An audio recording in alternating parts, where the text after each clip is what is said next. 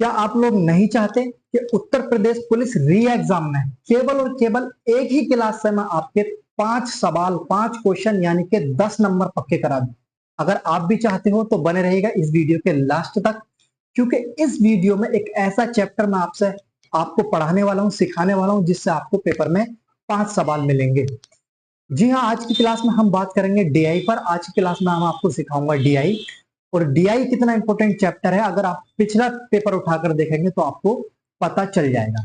तो चलिए शुरू करते हैं आज की अपनी ये क्लास। स्वागत है आप सभी का आपके अपने परिवार कादरी स्टडी पॉइंट पर। देखिए, डीआई पढ़ने से पहले आपको ये समझ लेना चाहिए कि डीआई जो पूछा जाता है ना, वो एक तरीके से नहीं पूछा जाता।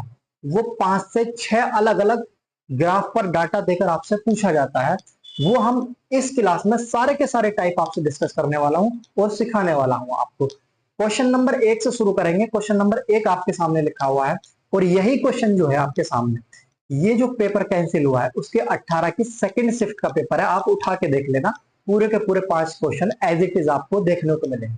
और एक बात और बता दूं, इस क्लास में सारे के सारे क्वेश्चन प्रीवियस ईयर के ही हैं उत्तर प्रदेश पुलिस से। ठीक है, तो चलिए शुरू करते हैं।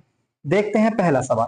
पहला सवाल कहा गया है, निम्नलिखित रेखा ग्राफ 2001 से 7 की अवधि के दौरान किसी कंपनी द्वारा आयात आयात की मात्रा और उस कंपनी के निर्यात की मात्रा का अनुपात दर्शाया गया। अनुपात दर्शाया गया। उत्तर प्रदेश पुलिस का अगर मैं लेवल देखूं तो ये सवाल काफी टफ है। ठीक है, इसको अच्छे से समझ लेना।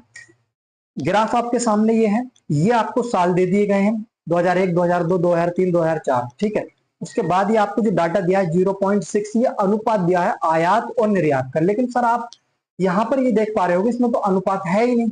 अनुपात तो है नहीं, 0.6 केवल और केवल एक संख्या दी गई है। अब इसे आयात माने या निर्यात माने, सबसे बड़ा कंफ्यूजन जब ये पेपर में पूछा गया तो यही था। आइए मैं आपको समझाता हूँ। देखिए, जैसे डाटा आपको दे गया 0.6, 0.6 इसको आप फ्रैक्शन में बनाओ, पॉइंट हटाओगे, नीचे क्या लगाओगे, एक जीरो, यही आपकी फ्रैक्शन बन गई। सारा डाटा आपको ऐसे ही सेट करना है। ऊपर वाला क्या हो जाएगा, आयात। पहले आयात बोला है तो ऊपर वाला हो जाएगा आयात और नीचे वाला हो जाएगा निर्यात। क्लियर है? निर्यात आयात कौन सा होगा ये आपको कैसे पता चलेगा? जो पहले बोला जाएगा वो ऊपर वाला होगा, जो बाद में बोला जाएगा वो नीचे वाला होगा। ये बन गया आपका अनुपात। ठीक, ऐसे ही मैं दूसरा डाटा भी सजा लेता हूं। यहाँ पर 8 अनुपात क्या हो जाएगा, नीचे 10 हो जाएगा। अनुपात 3 अनुपात क्या हो जाएगा, 10 हो जाएगा। फिर अगला 12 अनुपात 10 हो जाएगा या 12/10 हो जाएगा। अगला 15/10 हो जाएगा। फिर 9/10 हो जाएगा। उसके बाद 16/10 हो जाएगा। ये सारे डाटा मैंने यहाँ पर लिख लिया। अब आपको पता चल गया अनुपात कैसे बना। आपसे पहला क्वेश्चन ये पूछा गया है, किस वर्ष में कंपनी के निर्यात के अनुपात में आयात न्यूनतम था? आयात न्यूनतम था। आयात क्या है, ऊपर वाला। आयात ऊपर वाला है, तो ऊपर वाला सबसे कम कहाँ है? तो आप देखोगे यहाँ पर है ऊपर वाला सबसे कम, यानी कि 3/10। 3/10 जो कि 2003 में आ रहा है। कहां पर आ रहा है, 2003 में, यानी कि ऑप्शन नंबर ए इसका सही आंसर था। ठीक है, चलिए इसी से दूसरा क्वेश्चन ये पूछा गया है। देखिए, गिनते रहिएगा, क्वेश्चन नंबर दूसरा है, इसी में पूछा गया है। बोला है 2003 से 4 तक आयात में कितने प्रतिशत की वृद्धि हुई? कितने प्रतिशत की वृद्धि हुई? तो 3 का डाटा अगर मैं देखूं तो 3 की फ्रैक्शन मैंने निकाली थी 3/10 और 4 का देखूं तो 12/10। ठीक है, आयात ऊपर वाला होता है। अब एक बात बताओ, क्या ये एग्जैक्ट वैल्यू है? क्या ये एग्जैक्ट वैल्यू है या अनुपात है? ये है आपका अनुपात, ये एग्जैक्ट वैल्यू नहीं है। ठीक है, अगर एग्जैक्ट वैल्यू होती तभी तो आप कम या ज्यादा पता कर सकते हो कि कितना बढ़ गया या कितना कम हो गया। बात को समझो, जब अनुपात है तो उसमें कम या ज्यादा आप नहीं पता कर सकते। तो इसका आपका आंसर हो जाएगा डाटा अपर्याप्त। डाटा अपर्याप्त क्यों हुआ? क्योंकि हमें ये नहीं पता कि 2003 में आयात कितना था और ये भी नहीं पता कि 2004 में आयात कितना था। जब हम यही पता नहीं कर सकते आयात कितना था, तो बढ़त या कमी कैसे निकाल सकते हैं? है ना, सिंपल सी बात है। क्लियर हो रही होगी मैं जो कहना चाह रहा हूं।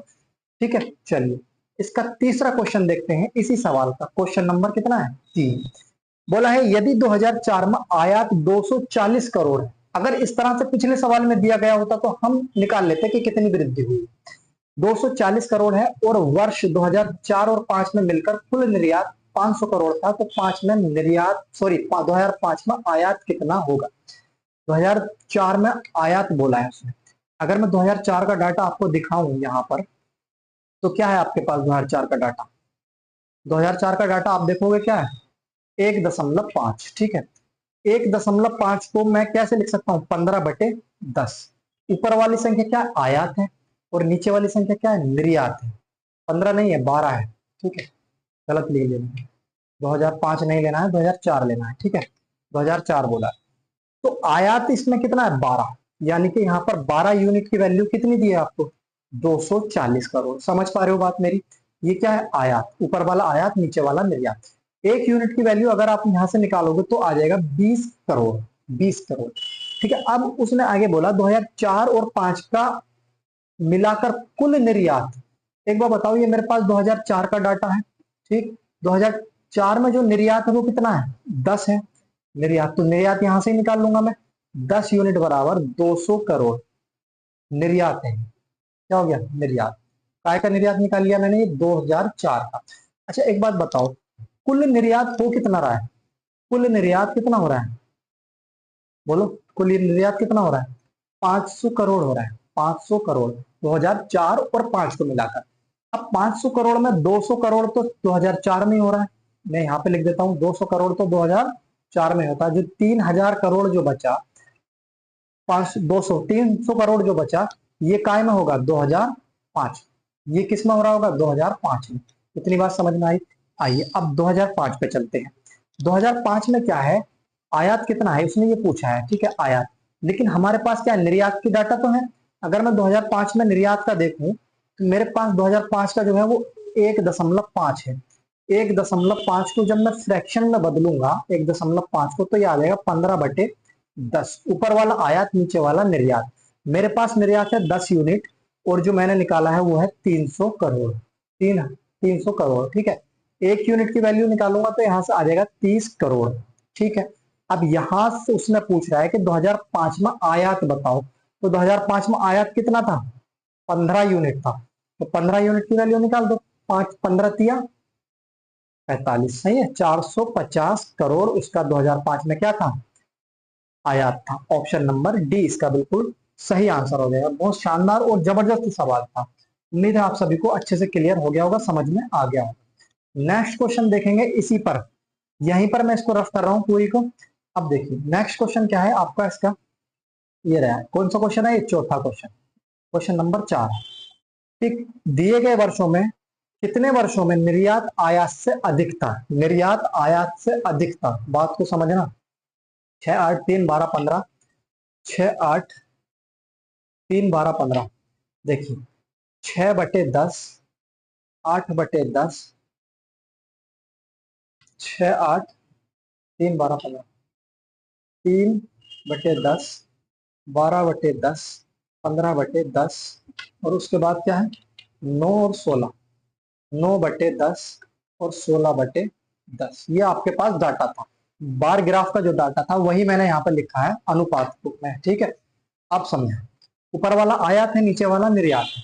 उसने बोला निर्यात आयात से अधिक था, तो बताओ कहाँ कहाँ था अधिक, देख पा रहे हो, यानी कि नीचे वाला ऊपर वाले से ज्यादा था, तो यहाँ पर ज्यादा है, यहाँ पर ज्यादा है, यहाँ पर ज्यादा है, और यहाँ पर ज्यादा है। तो 1 2 3 4, कितने, 4, कितने वर्षों में था, 4 वर्षों में, यानी कि ऑप्शन नंबर डी है। सिंपल से सवाल इसी तरह के पूछे जाते हैं, ठीक है।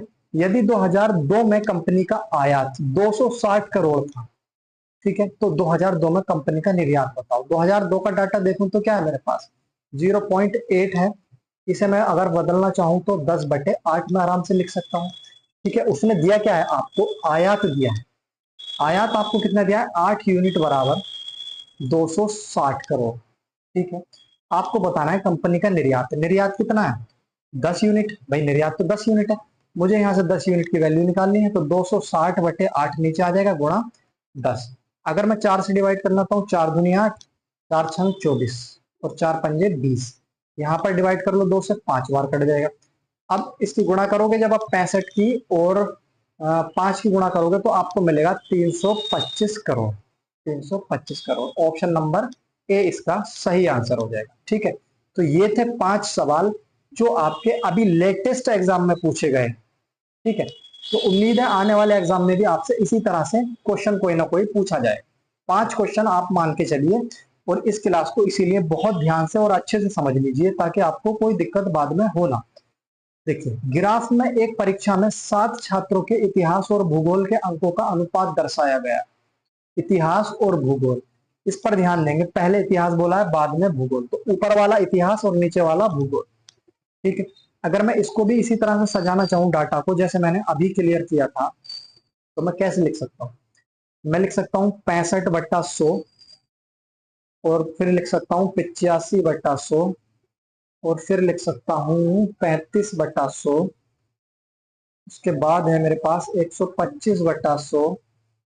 उसके बाद है मेरे पास 14/10, या इसे भी 100 बना लो, 140/100, और ये है 95/100, और फिर है 155/। तो ये डाटा मैंने अनुपात में बना लिया है। 2 सवाल इसीलिए लिए हैं मैंने क्योंकि बहुत अच्छे सवाल, समझना जरूरी है। कितने छात्रों ने भूगोल की अपेक्षा इतिहास में ज्यादा अंक अर्जित किए? बोलो। इतिहास में ज्यादा अंक, ऊपर वाला क्या है? इतिहास, क्योंकि पहले बोला गया है। तो कहाँ कहाँ ज्यादा है बताओ? 100 से ज्यादा ये हो गया 125, 100 से ज्यादा ये हो गया 140, 100 से ज्यादा ये हो गया 155। कितने? 3, यानी कि ऑप्शन नंबर आपका बी इसका पहले का आंसर हो जाएगा। ठीक है, नेक्स्ट क्वेश्चन देखो। निम्न में से किन छात्रों को भूगोल की अपेक्षा इतिहास में कम नंबर मिले? अभी हमने निकाले इतिहास के ज्यादा नंबर, अब हम निकालेंगे इतिहास में कम नंबर। तो कम कहाँ है? तो कम ये आ जाएंगे आपके, देखो कलर चेंज कर लेता हूँ। कम ये आ जाएंगे, 100 से कम 65 है, 100 से कम है 85, 100 से कम है 35, और 100 से कम है 95। तो ये हो गए पहला, दूसरा, तीसरा और छठा। पहला, दूसरा, तीसरा और छठा, यानी कि ऑप्शन नंबर इसका बी आपका आंसर हो जाएगा। Option number B. कुछ भी नहीं था दोनों सवालों में। पहले सवाल में इतिहास के ज्यादा नंबर पूछे हैं भूगोल से, और दूसरे में भूगोल से इतिहास के कम नंबर पूछे हैं। कहां पर? ठीक है, चलिए, उम्मीद है आपको ये क्लियर हो गया होगा। ठीक, नेक्स्ट क्वेश्चन की तरफ चलते हैं। देखिए, भूगोल में छात्र 3 से 4 के मध्य अंक की प्रतिशत बढ़त बतानी। प्रतिशत बढ़त 3 से 4 के मध्य। देखिए, 3 के पास कितना है? 0.35, और 4 के पास कितना? 1.25, 1.25, 35 और 125। ठीक है, तो यहां पर लिख लेते हैं 0.35 और 1.25। ये क्या है? अनुपात ही तो है। ये क्या है? अनुपात ही तो है, ये सब अनुपात में ही है। अब एक बात बताओ, उसने ये पूछा है कि प्रतिशत बढ़त बताओ। प्रतिशत बढ़त इसमें क्या आप निकाल पाओगे या नहीं निकाल पाओगे? इतना बताओ। प्रतिशत बढ़त हम जब निकाल पाते हैं जब हमें छात्र 3 के अंक पता होते। भाई 3 के अंक एग्जैक्ट पता होते उसके कितने हैं, और फिर छात्र 4 के हमें अंक पता होते कितने हैं, तब हम इसकी प्रतिशत बढ़त निकाल पाते भूगोल में। ठीक है, अब अगर मैं यहाँ पर आपको अनुपात बना के दिखाऊं तो ये आपका क्या हो जाएगा? पॉइंट कट जाएगा तो नीचे 2 जीरो लग जाएंगे, ये वाला पॉइंट कट जाएगा तो नीचे 2 जीरो लग जाएंगे, ये हो जाएगा 125। अब ये बताओ, यहाँ भी भूगोल 100 अनुपात में, यहाँ भी भूगोल 100 अनुपात में। तो अनुपात में तो बढ़त, या ऐसा मान लो अगर मैं 100 ही मान लू तो ना तो इसमें कोई बढ़त हो रही ना तो इसमें कोई कमी हो रही। पहले भी 100 थे, अब भी 100 है। लेकिन यहाँ पर क्या करेंगे, जब हम एग्जैक्ट मार्क्स नहीं निकाल पाते हैं तो हमारे पास जो आंकड़े हैं वो अपर्याप्त हैं। ऑप्शन नंबर क्या हो जाएगा आपका? डी हो जाएगा। ठीक है, तो इस चीज को अच्छे से समझना कि आंकड़े अपर्याप्त कब होंगे। ठीक है, जब हम किसी भी चीज की एग्जैक्ट वैल्यू नहीं निकाल पा रहे हैं तो वहां क्या होगा? आंकड़े अपर्याप्त हैं। अगर आंकड़े पर्याप्त होते तो हम वैल्यू आसानी से निकाल लेते। नेक्स्ट क्वेश्चन देखते हैं। इतिहास भूगोल के अधिकतम अनुपात और न्यूनतम अनुपात का अंतर बताओ। ठीक है, देखिए, इतिहास और भूगोल का अधिकतम और न्यूनतम। देखो, अधिकतम तो ये हो जाएगा 155/100, और न्यूनतम क्या होगा? 35/100। अब यहां पर आ जाओ, देखो 155/100 और 35/100, ये चीज आ गई आपके सामने। यहां पर जो है ये क्या है? इतिहास और भूगोल का अनुपात, इतिहास और भूगोल का अनुपात, अधिकतम और न्यूनतम। बात समझ में आ रही है? ये अधिकतम है, ये न्यूनतम, इनके बीच का अंतर बताना है, इनके बीच का अंतर बताना है। तो एक बार बताओ, जब 155 में से जब 35 घटाओगे तो 120 बचेगा, और नीचे क्या आएगा? 100, और 100 से जब इसे करोगे तो 1.20 इसका आंसर आ जाएगा। Option number D. क्लियर है? तो ये वाला क्वेश्चन भी आपका हो चुका। एक लास्ट क्वेश्चन और बचा है, उसको और देख लो। लास्ट क्वेश्चन क्या बोल रहा है, पांचवा क्वेश्चन, छात्र 4 भूगोल में 60 अंक मिले, उसका इतिहास में अंक बताओ। छात्र 4 अगर मैं देखूं तो छात्र 4 मेरे पास क्या ये है 125, ठीक, अच्छे से समझना। छात्र 4 मेरे पास क्या है 125 और नीचे 100। अगर मैं इसे डिवाइड करूं तो 25 पंजे 125, 25 चौका 100, फाइनली मेरे पास मिल गया 5/4। ये तो है इतिहास के अंक, ठीक। और नीचे वाले क्या है भूगोल। भूगोल का डाटा आपको उसने दिया है कितना 60, तो 4 यूनिट की वैल्यू 60 आ जाएगी। 1 यूनिट की वैल्यू कितनी 15।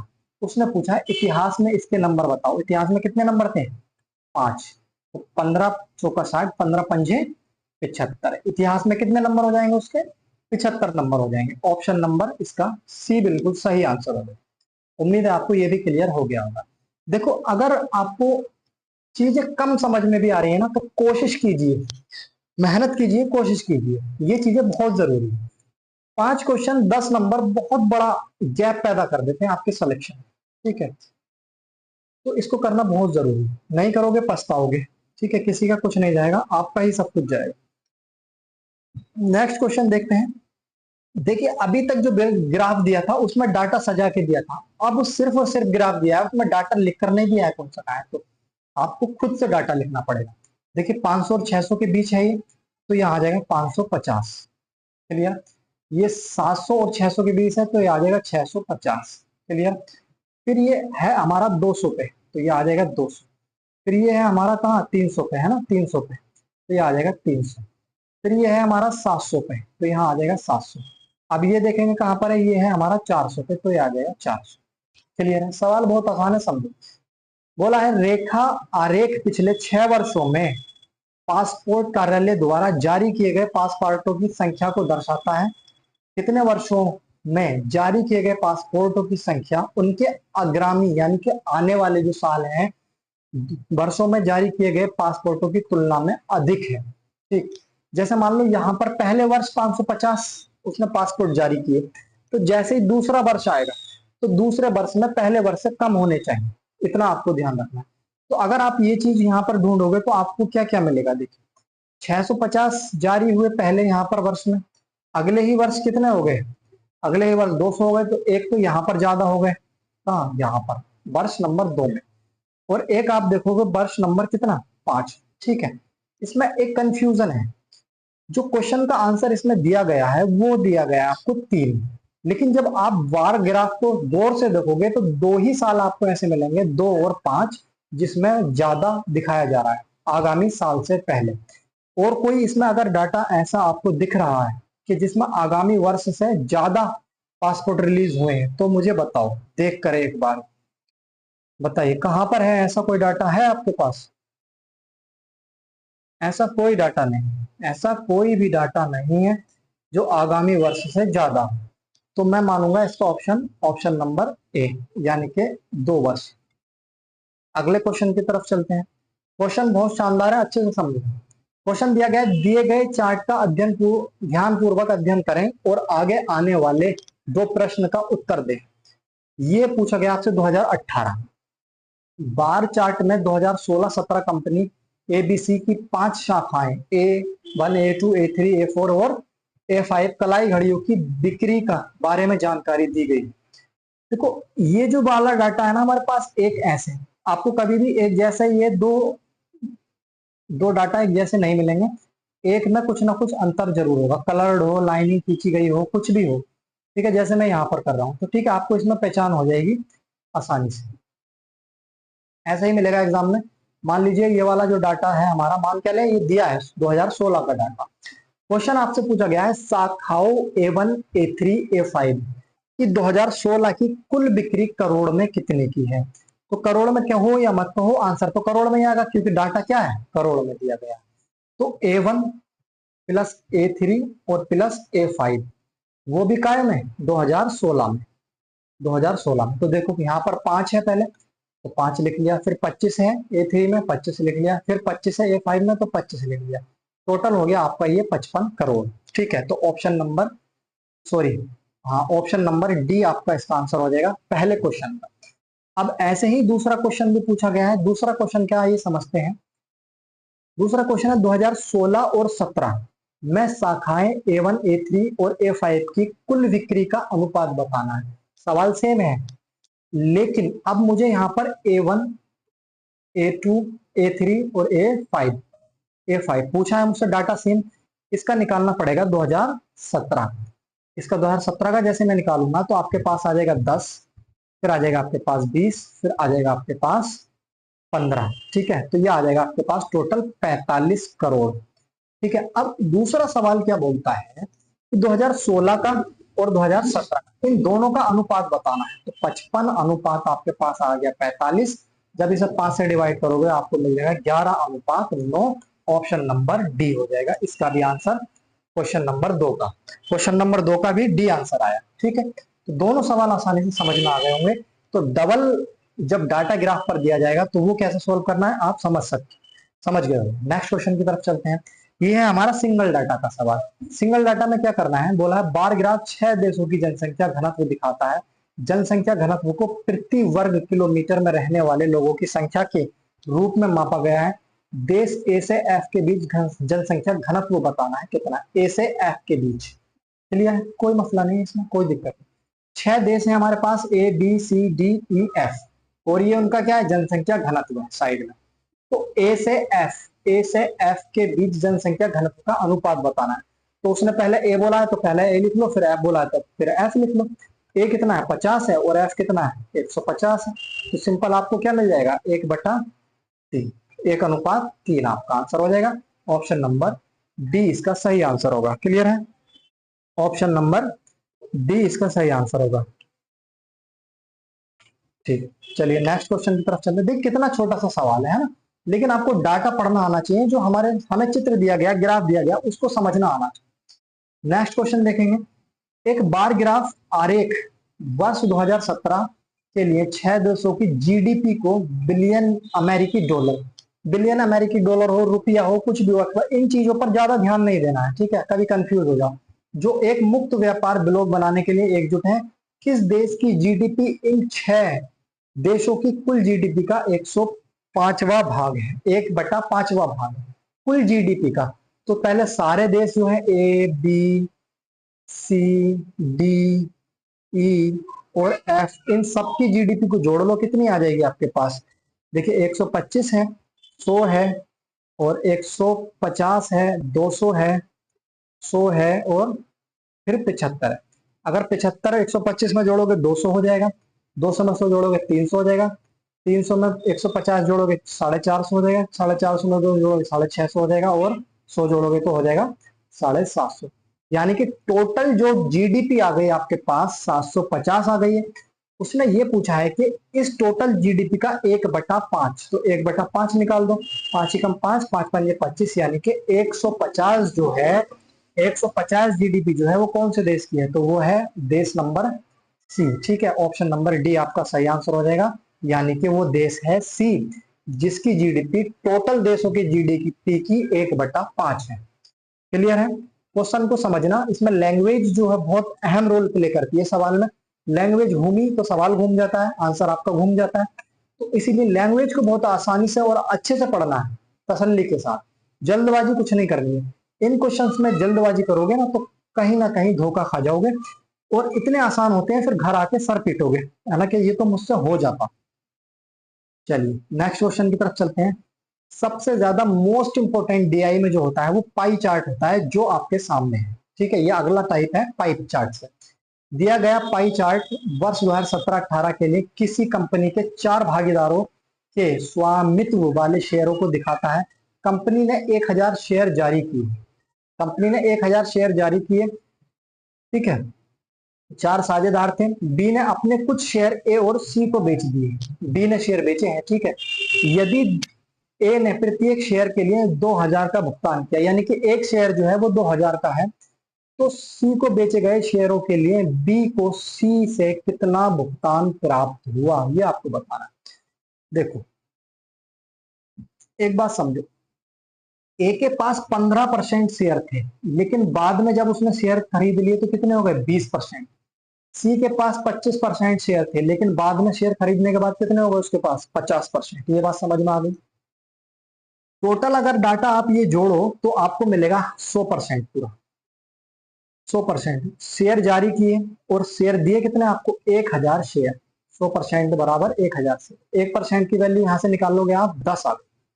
क्लियर, 10 वैल्यू आपकी आ गई। एक बार बताओ 5% 15% शेयर थे और उसने बाद में जब खरीदने के बाद कितने हो गए 20%, तो कितने बढ़ गए 5% बढ़ गए।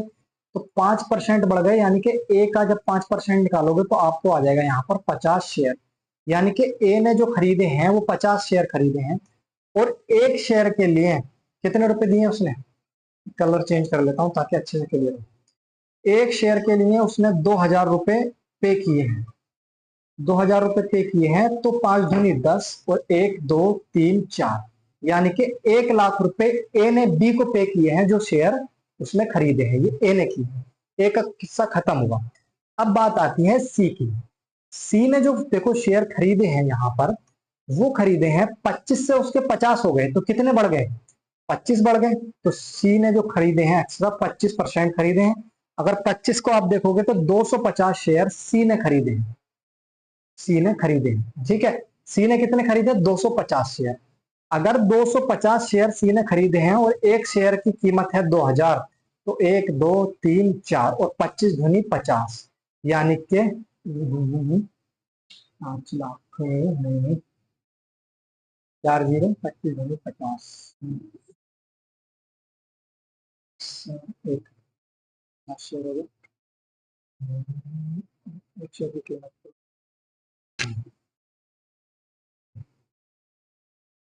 हाँ तो ठीक तो है, मैं भी कंफ्यूज हो जाता हूँ।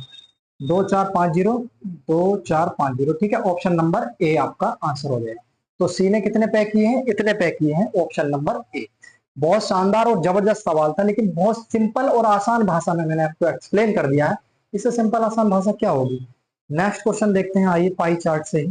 नेक्स्ट क्वेश्चन आपका ये है, खैरात मशीन है एक आइटम बना रहा है ए, तैयार होने में 12 घंटे लगाता है। एक आइटम बन रहा है बी जो तैयार होने में 15 घंटे का समय लेती है। आइटम ए के लिए लगने वाले ड्रिलिंग समय और समय तथा आइटम बी में लगने वाले ड्रिलिंग समय से कितना कम है। हमें दोनों के ड्रिलिंग समय से रिलेटेड सवाल पूछ लिया गया है, कोई मसला नहीं। आप आइटम ए के जब पूरे टोटल परसेंटेज को जोड़ोगे तो आपको मिलेगा ये भी कितना 100%, और कितने घंटे लग रहे हैं इसमें 12 घंटे। क्लियर है। अगर मैं यहाँ ड्रिलिंग समय देखूं इसका तो कितना है 25%, तो मैं यहाँ से 25% निकालूंगा, कितना आ जाएगा मेरे पास 3 घंटे। ये काय की बात हो रही है, हमारे पास ए की बात हो रही है, ध्यान में रखना इस चीज को। अब मैं आता हूं आइटम बी पर। जैसे ही मैं आइटम बी पर आया तो 100% की वैल्यू यहाँ पर दी है आपको कितनी 15 घंटे। अब यहाँ पर ड्रिलिंग टाइम जो है वो 33% है। 33% की आप जैसे वैल्यू निकालोगे तो आपको मिलेगा यहाँ 15/100 और गुणा में कितना 33, ठीक है। इसे और सिंप्लीफाई कर लो, 5 या 15, 5 दूनी 10, 33 की गुणा 3 से करोगे आपको मिलेगा 99/20। ये किसकी बात हो रही है, ये हो रही है आइटम बी की बात। दोनों चीजें अच्छे से समझते रहना, ठीक है। अब ज्यादा कौन सा, आइटम बी ज्यादा है, उसने यही तो पूछा है, उसने यही तो पूछा है आपसे कि ए के लगने वाले ड्रिलिंग समय में आइटम बी के लगने वाले ड्रिलिंग समय से कितना कम है, यानी कि ए कम है। तो यहां पर निकाल लो कितना कम है, पहले ये तो पता हो कितना कम है। तो जैसे ही मैं कम देखूंगा तो 99/20 बड़ा है किससे 3 से, तो यह आ जाएगा आपके पास 20 या 60, 99 में से 60 घटाओगे तो आपको मिल जाएगा कितना 69, नहीं 39, 39 इतना कम है। इतना क्या है कम है, ठीक, इतना कम है। उसके बाद इतना कम होने के बाद उसने ये पूछा है कि प्रतिशत कमी बताओ। अगर खाली कमी पूछता तो ये आंसर आपका यहाँ खत्म, लेकिन जब प्रतिशत कमी पूछेगा तो इसे प्रतिशत में बना लो।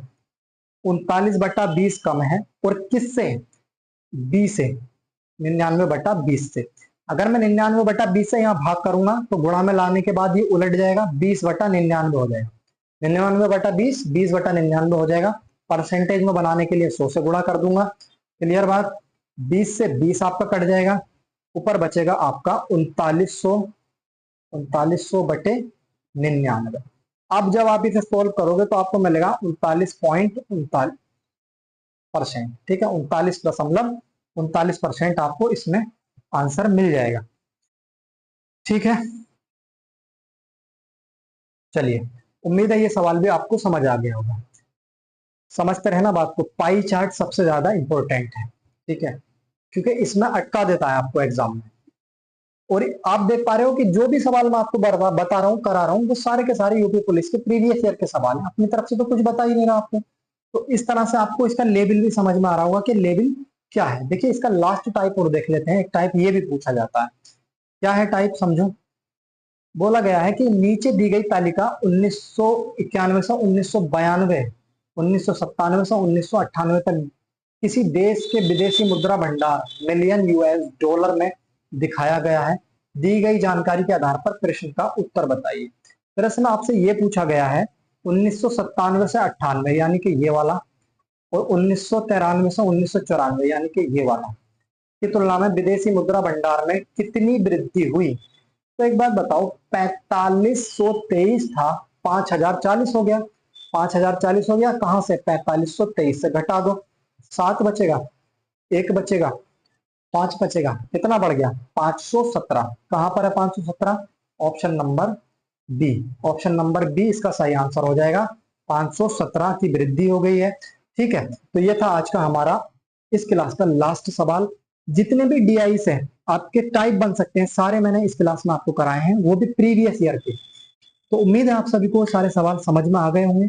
और अगर आपको क्लास ये पसंद आया है तो चैनल को सब्सक्राइब जरूर करना। मिलते हैं इसी तरह की एक दमदार क्लास के साथ नेक्स्ट वीडियो में। तब तक के लिए जय हिंद।